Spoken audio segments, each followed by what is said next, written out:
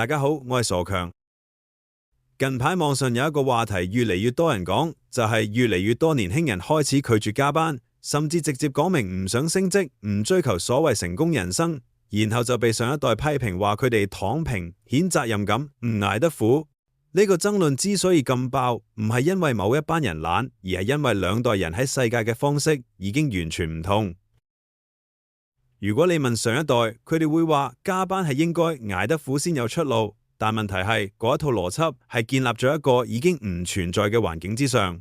以前你肯捱，工資會升，生活會改善，買樓、養家、退休都有希望。但而家呢，好多人加班加到盡，人工追唔上通脹，樓價、物價、醫療、教育成本全部都失控，結果只係越做越嚟，但未來依然一片模糊。所以當一個後生仔選擇唔加班，其實未必係懶，而係計個數之後覺得唔值得。你付出嘅時間同健康換唔到安全感，甚至連基本穩定都冇，咁點解一定要繼續？呢個唔係情緒問題，而係現實問題。但上一代好難理解，因為佢哋嘅經驗話俾佢哋聽，只要肯捱就會有回報。問題係制度已經變咗，但期望咁變。當你用舊地圖去行新世界，自然會覺得後生嗰班行錯路。再講躺平呢個字，其實好多人都誤解嘅。躺平唔一定係咁都唔做，而係拒絕被無止境榨取。好多人仍然返工，仍然負責任，只係選擇唔再用健康同人生去換一個未必存在嘅承諾。而企業呢一邊其實都好矛盾，一方面話請唔到人，另一方面又繼續用高壓文化、模糊工時、情緒勒索去管理員工。當年輕人選擇走開，佢哋就話係新一代問題，但好少反思究竟個制度本身值唔值得人留低。網上最激烈嘅地方就係價值觀衝突。有人話我以前都係冇捱過㗎，但問題係你捱過㗎，唔代表呢條路而家仲行得通。你成功唔代表制度公平，只代表你係幸存者。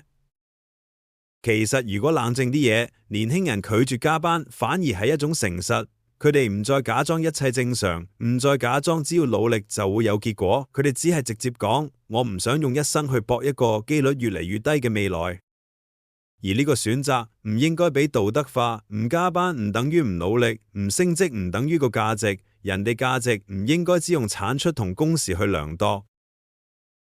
如果你再勞深一層，其實呢場爭論反映緊一件好殘酷嘅事，就係社會已經去到一個連努力有回報呢個共識都開始崩解嘅階段。當共識一啲，衝突自然就出現。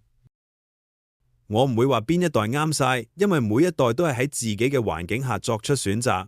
但有一點好清楚，如果制度唔改，只係要求年輕人繼續忍，結果只會係更多人選擇退出。所以躺平係唔係錯？呢個問題其實問錯嘅。真正應該問嘅係，點解越嚟越多人覺得站起身已經冇意思？當一個社會去到呢一步，問題一定唔係個人。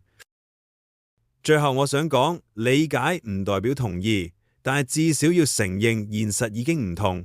年輕人唔係唔肯付出，而係唔想再被講大話。如果有一日制度真係公平，回報真係對等，我相信好多人都會自願撐返起身，而唔係躺低。